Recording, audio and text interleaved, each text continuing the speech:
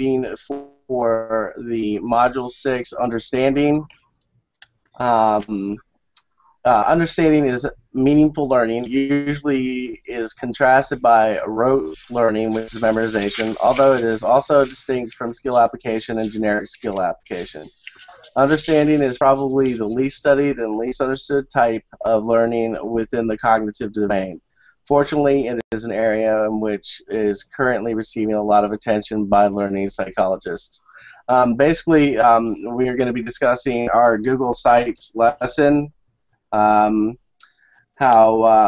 and how we broke it down into the main big concept, and how we're going to break it down into the 3 subtopics or dimensions of understanding.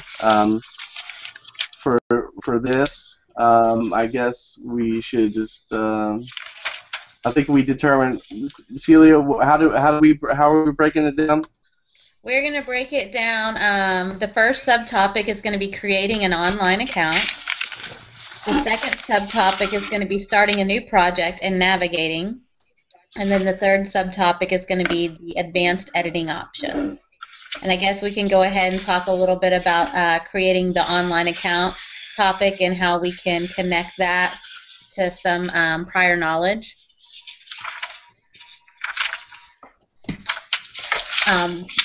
I mean, I can keep talking. One way is I think that go ahead and you start. You start. One way I think that we connect it, and this is one thing that we use at my campus and my school, is through Edmodo, where the kids can actually have an account, and so they can have that prior connection of creating an account and having a username and a password, and so that would go with creating an online account to make the Google website. Plus, most kids, whether they're in middle school or high school, have probably by that point in time created some type of social media account. So they know, the first name, last name, create a username, create a password. The certain requirements for creating a password. They probably experienced CAPTCHAs before the security device to make sure it's not a robot. They've probably already gone through all those aspects, and they realized at that point that before they can utilize these online applications or Web 2.0 applications, they most likely would require the creation of an account for just project management and security purposes. Mm-hmm. Does anybody else have an example of creating creating an account, and how our students would have prior knowledge or prior experience with creating an account for our website? Not really, except that almost everything we do, we have to create an account. So I think it just gets so easy for them to even develop if there's a new aspect to creating an account that's a little different one than the prior one. I think that schema just continues to grow so that it just comes second nature to them. So would, according to ARP-ISD, they've detailed the 5 different levels of mastery.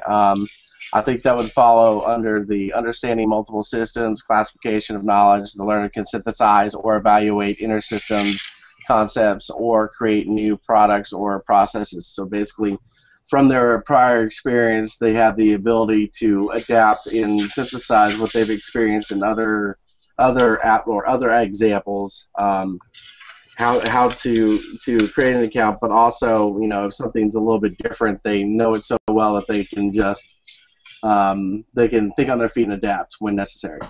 Yeah, I think with the digital natives, that kids are these days, that it makes it a lot easier for them to be able to adapt and overcome things when it comes to technology. Jeff, do you have any examples for? Go ahead, Michelle. I think that. No, that's okay. Oh, go ahead. No, go ahead, Jeffrey. I'm sorry. I think that, like Michelle said, that the schema continues to grow, and everything that we do, we have to have an account to log into. So they already have the prior knowledge to do all of this stuff, and it's just taking it one step further. It's almost like scaffolding it, And where it ties in, though, with the knowledge, what I looked at an article, Taking Learning Seriously, by Lee S. Schulman, and it states basically, and I'm quoting this, that he's questioning learning. He argues that learning is far more than bringing knowledge from the outside person to the inside, that it goes the other direction too. And I would just add to that in order to, because I think when we were pre-talking about this, understanding is really the final step in the process. And by understanding, they have to show that they have the ability to do this project, whether it's a website or anything, at a higher, like at the highest levels of Bloom's taxonomy, synthesis, evaluation, not just applying or at the rote memory. And so, you know, in the case of our website, the steps that we did, the procedural steps that we did for our website, it is, you know, if they follow them correctly, then the end result is the website. So, you know, that would be the measure. You know, if you're talking about understanding, you have to have a way to check whether the students understood it or not. Usually it's a formative or a summative assessment, you know, formative being like a chapter test or quiz, or summative maybe being like a semester grade, a bigger grade. So, and that's the only way you can see if they really understood it, or visual, or, you know, in the case of the website, if it works. So that's kind of what I was thinking. Okay. Do we want to talk about starting a new project and navigating that subtopic, and how we can tie that to some sort of conceptual prior knowledge? To me, that falls in line. That sounds good to me. Yeah. Go ahead, Michelle. Go ahead, Michelle, you were saying? I'm sorry, guys. I was just saying that step 2 is so much like our first one, account creation. Again, starting a new project. Once they've done so many projects starting up, I think it comes so easy to them because of that developmental process, and a lot of that is a process. And when, you know, they do the different processes, they're causing effects from different causes. That sounded terrible, but you know what I mean. And I do.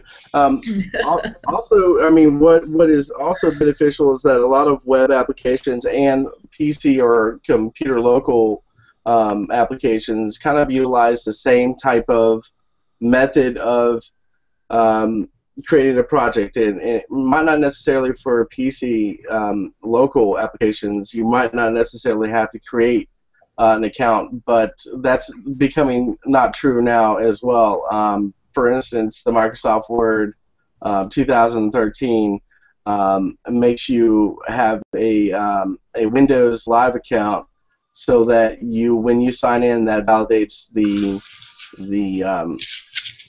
registration key, and it also allows you to say things online. So now it's becoming to a point where applications, whether they're on your PC or in the web, will require a user account. So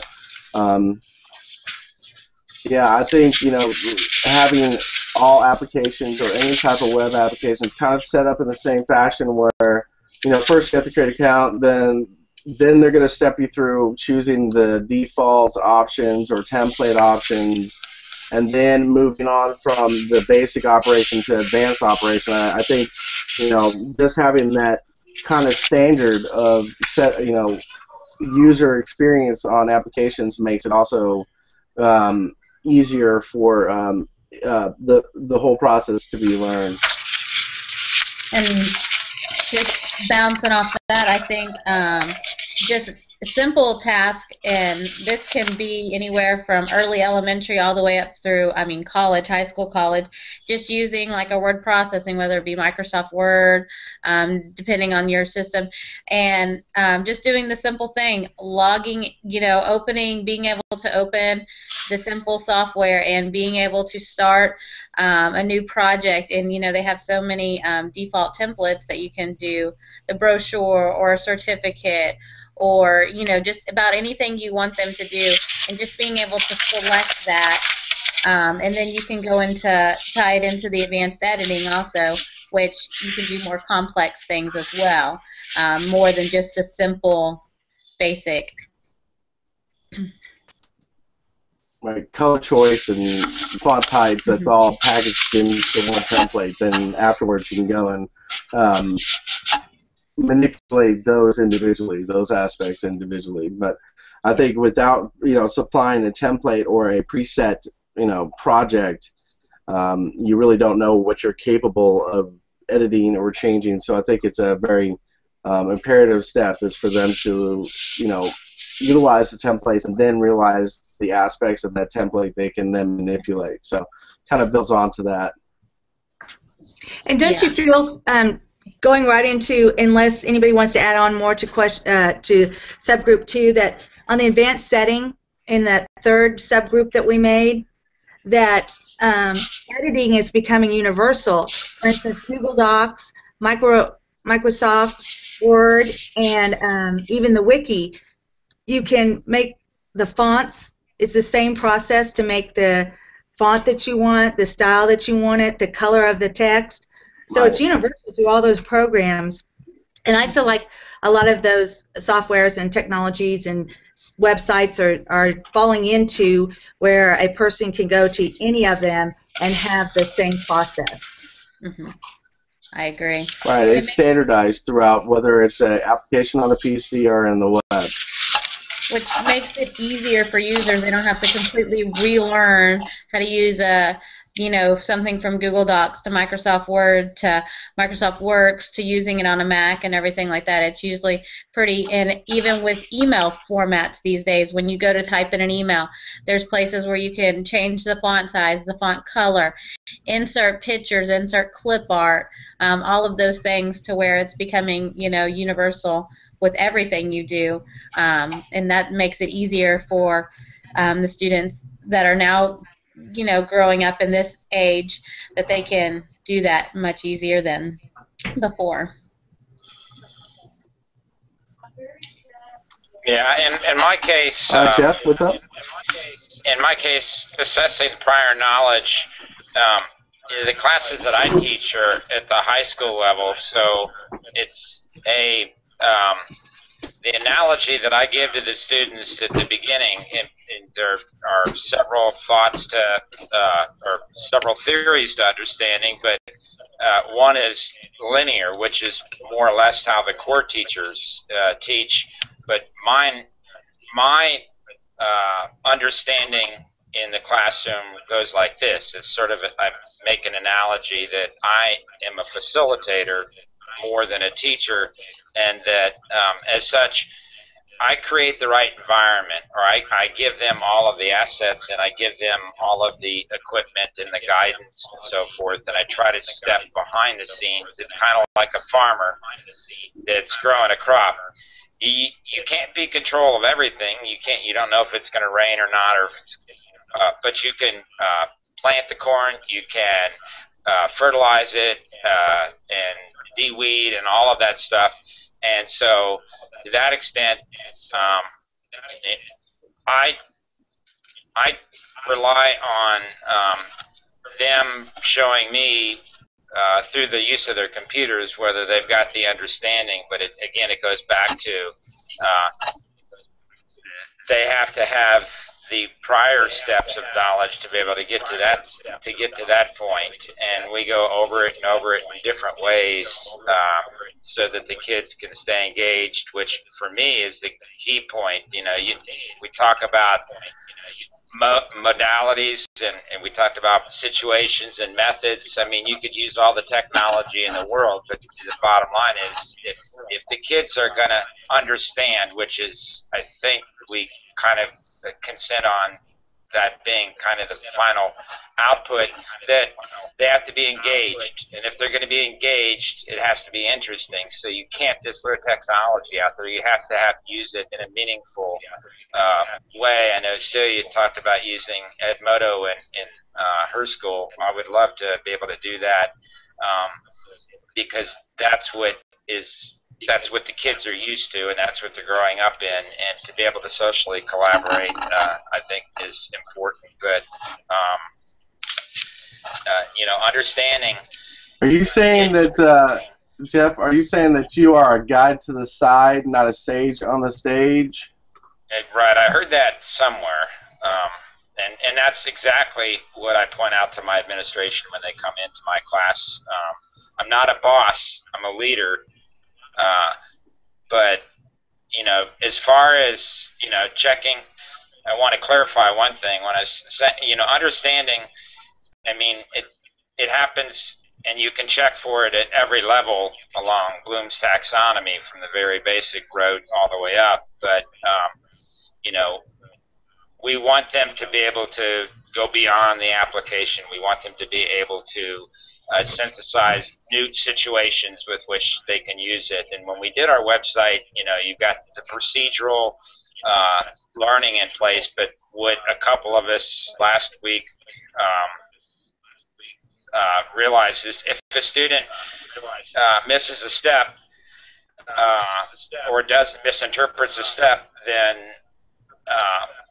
they're not going to be able to go any further. So there has to be another way to supplement that material so that you can create the understanding, because the level, it's very easy to get students frustrated and they'll just stop, they'll just shut down. So understanding for me happens informally. Sometimes I just take notes on a student, if just behavioral notes next to their grade in the grade book. So I evaluate understanding formally and informally, and so that's kind of where I was going. Well, our school ties in a lot with Margaret Kilgo, and her levels of questioning, and the expectation by our administration is that at least a third of the tests be set up so that they're at the higher levels of understanding, on Bloom's taxonomy. So they want to make sure the kids have the breadth of knowledge and the depth of knowledge that they are supposed to. So it's a little bit harder than just simply multiple choice or fill in the blank. You've got to synthesize a whole new situation. So that's kind of. So they have to demonstrate that they understand, and have to demonstrate the use of knowledge instead of just being able to regurgitate it on a multiple choice test. Right. I mean, if, for instance, for all what we're doing, on a web page, they could start out doing the procedural steps, and like Michelle said, everything has become very similar. All the software is very similar, so there's not a lot of train-up time by the students. But you could take what we showed them or taught them in our Google, making a Google web page, and then say, well, make it into a lesson, put it into a wiki, and share it with another student, or collaborate with another student, and then have that student take that and flip that lesson, which has become popular now, so that they're editing it or authoring it or adding or annotating to it, and that really checks to see if they're understanding it. I had my kids do that, my advanced kids do that this week, and if on TED-Ed or edted.com, which is TED-Ed, you could flip all of those. They're all educational lessons, and so with that is a whole lot more difficult for the kids to check the understanding if they have to physically write questions, test questions for it, or annotate it or modify it. So that's what I think. So I think we have gotten the start a new project and navigating. I think we killed that one. I think we've beaten that one to death. So let's move on to the advanced editing section. So does anybody want to start? I mean, I think we've talked some about it. Yeah. Just tying it back into doing anything like word processing or emailing or Google Docs and all that. Doing things in more detail, whether if you're going to do things that are advanced editing, you might be changing the margins, the page layout, maybe adding columns, changing, your paragraph types, so whether the spacing could be like 1 or 1.5 or double spacing, setting up headers and footers, page numbers, all of those things would tie into the advanced editing options, as even with clip art or adding word art, setting up different types of flow charts if you're trying to make a flow chart. All of those things, they have advanced editing options that you can tweak those designs, move things around, and make it flow better. There's so many things that you can do, even whether it's inserting a table or a Microsoft Excel project into your Word document and things like that. So they kind of all mesh together, but that's some of the advanced editing options that they might have a prior knowledge to that would help them as far as building the Google website. If they've done that kind of things, it'll kind of tie over to doing the things with the Google website. Yeah, I think that I think having initially having the option to choose from templates and then exploring the options that you have to individualize that template, I think that's a good. I think that's a necessary step of scaffolding for them to realize exactly what elements that they can manipulate in a later point. So,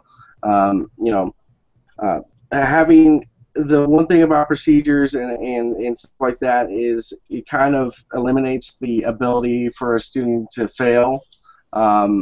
Jeff mentioned earlier about if they miss a step and they fail, the students can get very frustrated very quickly. One thing as an art teacher I've learned is that it needs to be set up in a fashion that there is no such thing as failure when it first starts. So once you get them to a point where they've successfully created an example or a project on their own utilizing a procedure or certain templates, then giving them the ability to manipulate the more detailed or more specific options at that point makes it possible. But I think if you started them off with, after creating an account, giving them all the options all at once and they have no idea what the program is capable of, I think that would be very frustrating and confusing for them as well. I think logically it's set up in that fashion to work from starting and then the basic operation and then the advanced operation. So with most programs, they're going to have it built so that even the non-skilled, non-digital native can go on there and figure out how to create an example successfully. But the advanced options will allow those who have already passed that step to more personalize and customize the application for their needs. It's kind of the idea when also in art, you always teach the fundamentals before you allow personal and independent creativity. So you want to teach them, the theories and the, design principles and elements of design, and then you want to teach them how to use, do certain things with a paintbrush or the pencil before you actually give them the ability to be independently creative. So, just giving them those skills of how to create before you give them the advanced options to create their own is very important. So this advanced section of our project is after they've been taught to paint or taught to draw or use a pencil correctly, and now we're giving them the ability to be creative with the skills that they learned in the prior steps. I concur. Next. Thank you. Yep. Yes, I think I think Ryan's hit upon all of the points. I don't have anything to add to that to the third part there, the advanced editing.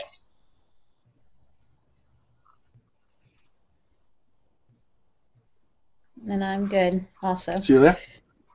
I'm good. I went before you. Yeah. That's true. So, question Okay, two. well, I think we've no, I think we actually already hit question 2 within our I know me and Jeff did in our answers for the first question. I want to tie in. Sheila, did you mention? Yeah, I'll tie in, just kind of bounce, it all goes with question 1 and 2 together. Some of the research I was doing to kind of tie in to go with all of this, I found that Manzilla and Gardner, they came up with 4 dimensions of the understanding levels, which I thought were really good. The knowledge level, methods level, purpose, and then forms. And then under each level, they broke it down into 2 subcategories. In each one of those subcategories, they had 4 different levels of learning, from just the naive, just the very, you don't know anything, you're kind of walking in blind, to the novice level, you know a little bit, and you're kind of bouncing off some of your prior knowledge. Then you have the apprentice level that, you've got quite a bit of prior knowledge and you're trying to connect to that and build upon. And then the mastery level, which, you're becoming an expert in that field. And I thought that really tied a lot along with what we were talking about as far as the different levels and accessing the conceptual understanding and tying to that prior knowledge. And on that insert, I'd like to insert now on that same concept of prior knowledge. I found an article that I really liked. It's called An Overview of Early Childhood Development by Kendra Cherry. And in it, she referenced Piaget's cognitive schema, and that's what we had in the Module 6 understanding information that we were to digest. And in it, just on a very simple basis with children as we're growing up, a child might know what a cat is. They might have a cat as a pet. It has 4 legs and it's fuzzy and furry. So then when they encounter a dog, they think it's a cat because they associate the 4 legs and the furriness. But then they're taught that it's a dog. So now their schema has changed dramatically. And so now there's more schema to add into their animal identification.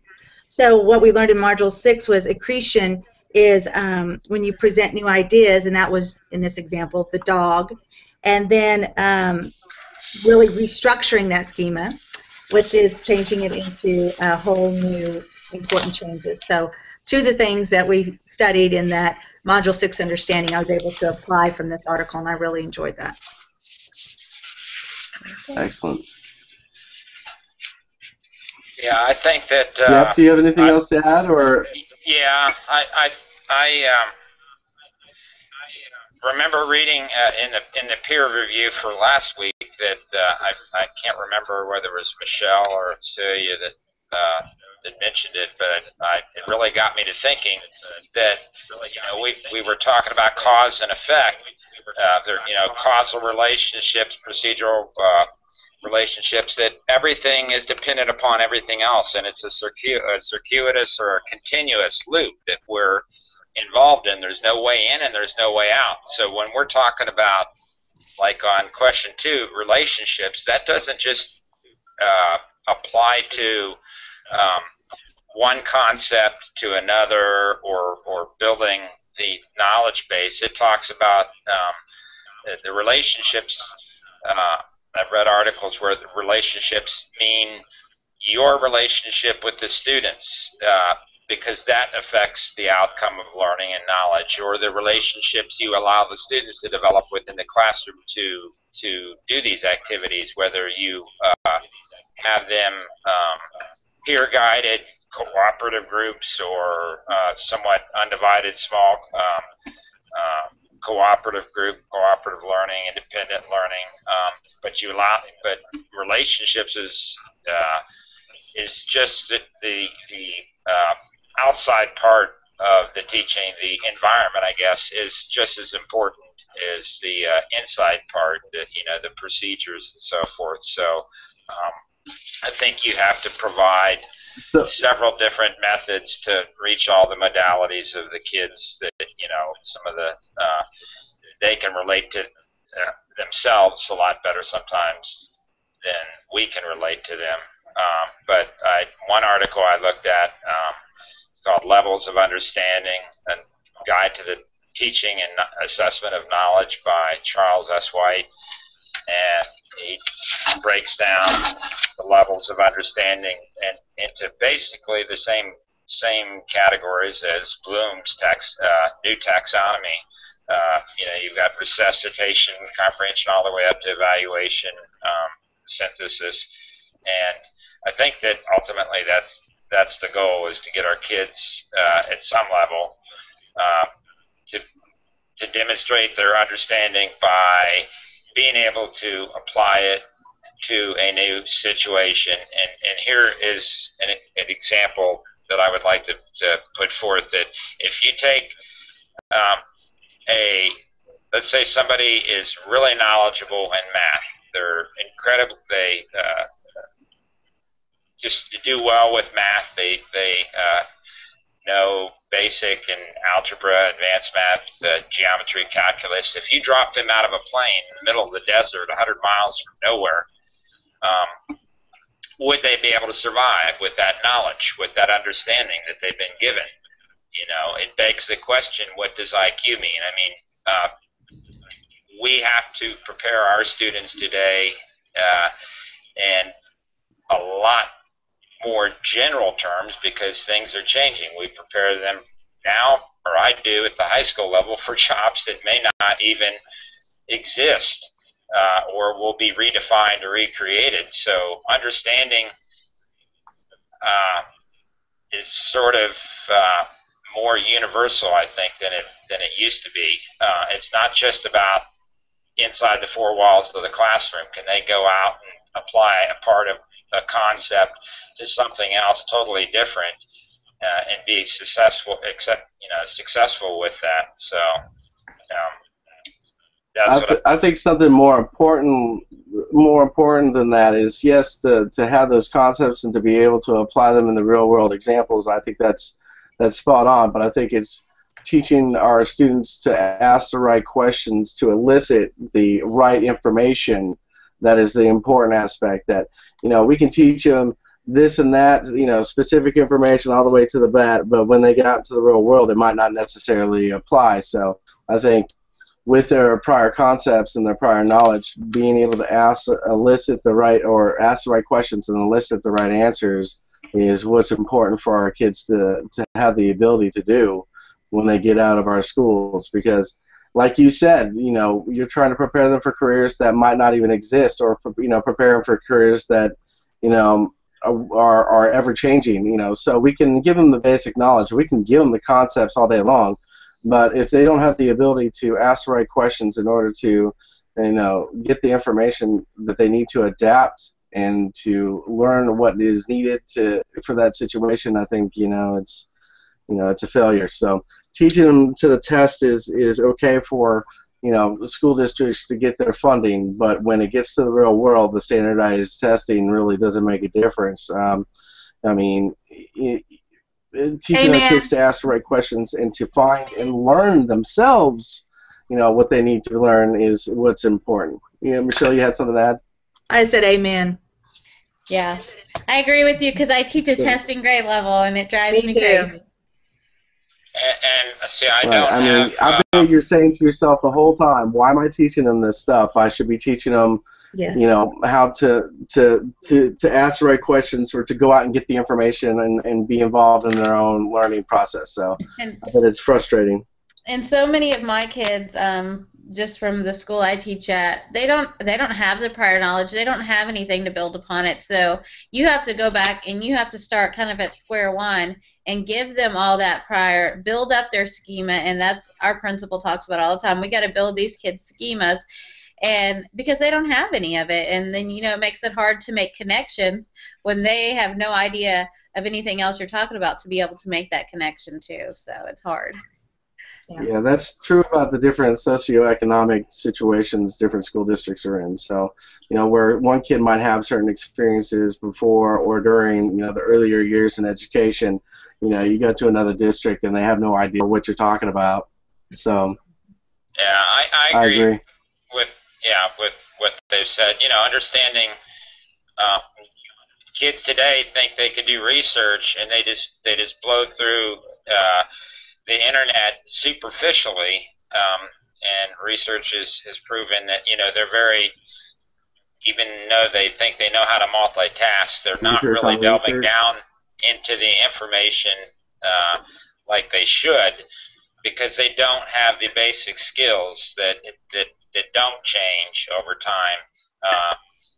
On how to conduct meaningful research to lead to connections, to be able to lead to deeper learning, deeper learning. Right, I've seen that word used many times in research journals, but rather than superficial learning. But I agree when we've talked in the past with the modules that we've had to do in the past with trying to relate with analogies, it can be socioeconomic. If you say, well, just think, okay, here's an example. You have iPods and iPads at home. Well, some schools and kids don't, are not that fortunate or whatever. So it's sometimes hard to, but that's one of the better ways to check for understanding is by relating it to analogies that hopefully they have developed and are familiar with, especially science and math and that kind of a thing. So. And one thing, touching on what Celia said about, building on schema, some kids don't have access to the internet at home, and some kids don't even have a computer at home. So when they get to school, their only experiences with technology is based on what they experience at school. So realistically, that's what a pre-assessment is for, especially when it comes to using technology in the classroom. You can't depend on every single kid. Like we said, with having experience with Microsoft Word or having experience creating an account, like some of these kids, like I said, like they will not experience the internet until they actually get to school. So, when the lower levels, it's kind of a little tricky because they might not necessarily have had that prior experiences. So. I agree. Well, 100%. I think we've done a really good job of discussing this. I think we've discussed this one well. I think I've enjoyed this conversation. So I think at this point, I think I'm going to stop the recording. And I guess at that point we can continue our conversation at the end. So I am going to end the